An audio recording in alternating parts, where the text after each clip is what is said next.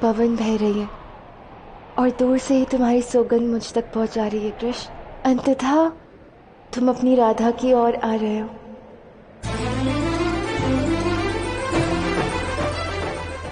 आओ कृष्ण, मैंने कब से प्रतीक्षा की है तुम्हारी।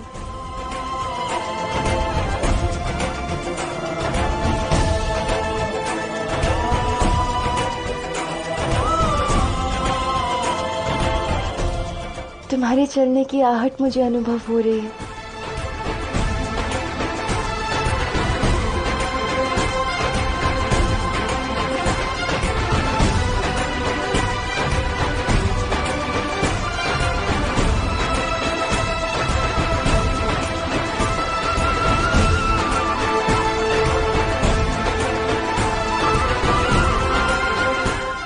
ये तुम्हारी श्वास की धुन है ना कृष्ण, जो मेरे कानों में पड़ रही है।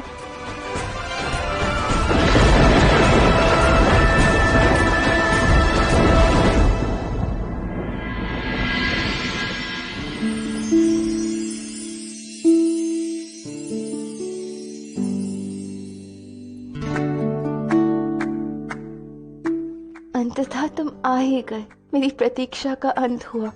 मैं कैसे ना आता राधे, मुझे तो आना ही था। तो तुमसे कहा था ना, ऐसा स्थान होगा जहाँ राधा कृष्ण सदैव मिलेंगे। हमारा स्थान। हमारा स्थान।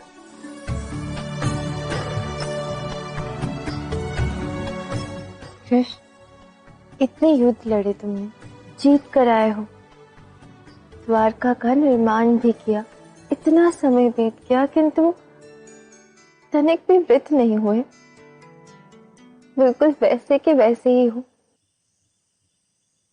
मनमोहक वाले। मैं ग्वाला ही रहूंगा राधा। जानती हूँ।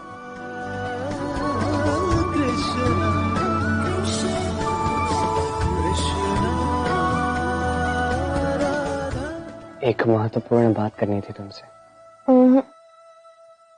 अभी नहीं, मेरे नेत्र कृष्ण दर्शन के प्यासे हैं, कुछ क्षण देख तो लेने दो। तुम ही हृदय में प्राण में कान्हा, इतनी तृप्त हो गई कि नेत्रों से तृप्त भाव बह रहे हैं। मेरे मंगीत हो। अच्छा बताओ, क्या महत्वपूर्ण बात बतानी थी।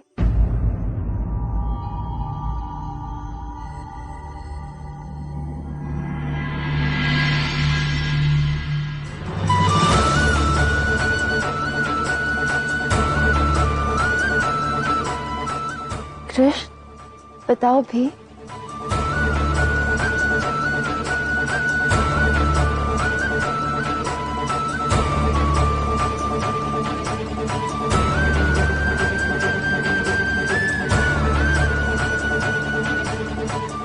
तुम्हारी सौगंध को साकार करने जा रहा हूं।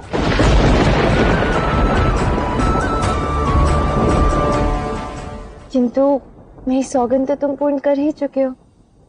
रुक्मिणी को बचाकर ले तो आए। सौगंध थी कि इस पत्र में जो भी लिखा है वो हर कार्य करना है। अभी कुछ शेष है।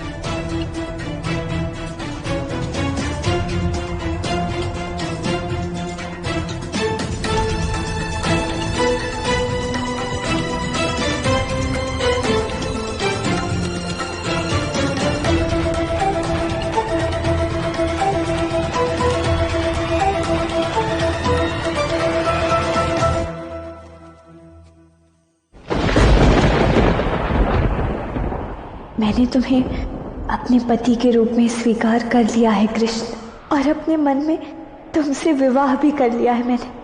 मैंने अपना सर्वस्व तुम्हें अर्पित कर दिया है कृष्ण।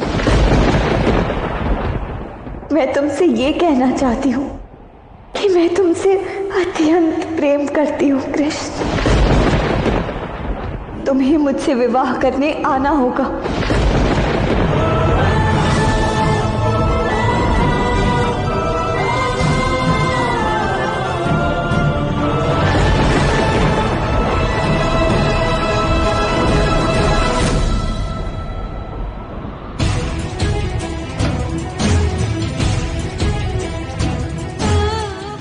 मुझे ऐसा लग रहा है इस पत्र को ना पढ़ना मेरी भूल नहीं थी।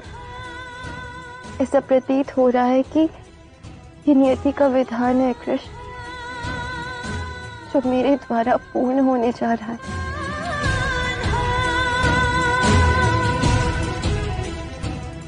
यही सत्य है। तो अब तुम्हें मेरी सौगंध पूर्ण करने के लिए रुक्मिणी से विवाह भी करना होगा।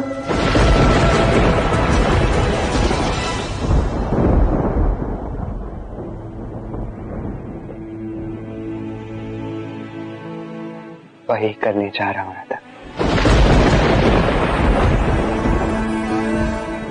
किंतु तुम्हारी प्रसन्नता के बिना ये नहीं हो पाएगा। तुम मेरा साथ दोगी तभी ये संभव है, और यदि तुमने मना कर दिया तो इसका प्रश्न ही नहीं होता।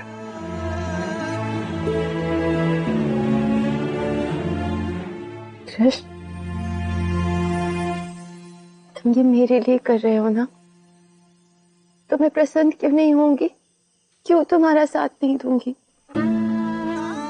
और वैसे भी हमारा प्रेम तो जन्म मृत्यु से परे है ना।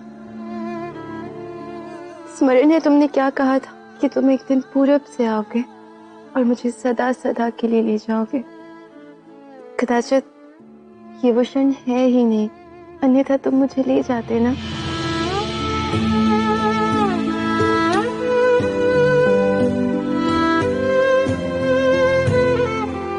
अर्थात अभी अंतिम अनंत मिलन का समय आया ही नहीं है।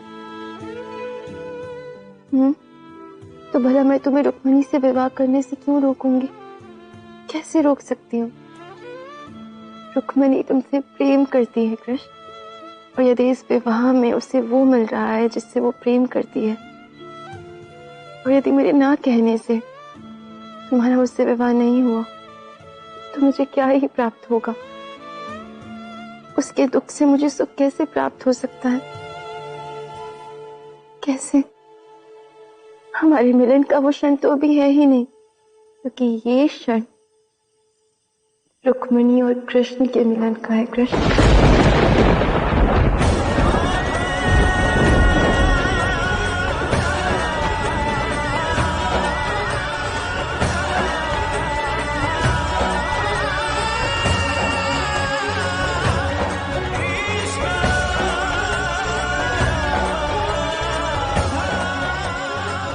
मुझे ज्ञात था तुम यही कहोगे। तो पूछा क्यों? हमारे मन के भाव तुम्हारे मुख से सुनना चाहता था। एक बार पुनः तुम्हारी महानता देखकर गर्व का अनुभव करना चाहता था मेरा दिल। अच्छा, यदि मैं महान हूं तो इसका केवल और केवल एक ही कारण है कृष्ण, और वो ये है कि कृष्ण राधा से प्रेम करता है, अनंत करता है, अथाह प्रेम करता है, करता रहेगा अनंत। तुम ही हो मन की कामना, तुम मुझसे दूर नहीं, मुझ में तुम। कृष्ण, जब तुम अंतिम बार गए थे तो तुम्हारी यही इच्छा थी ना? समय भी हमारा शत्रु सा बन गया है। उस राधा का हाथ पकड़ना था। इतनी छोटी सी इच्छा भी ये भी पूर्ण नहीं होगी।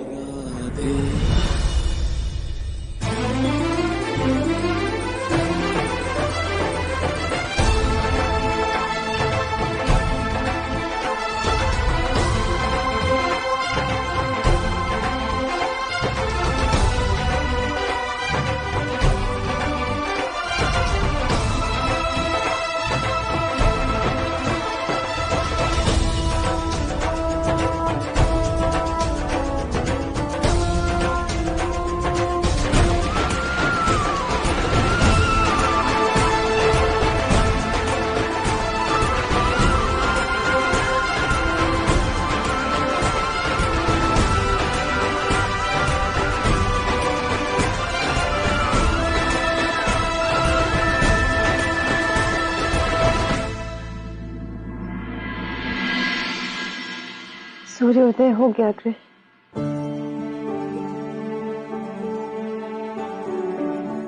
तुम्हारे जाने की घड़ी आ गई है।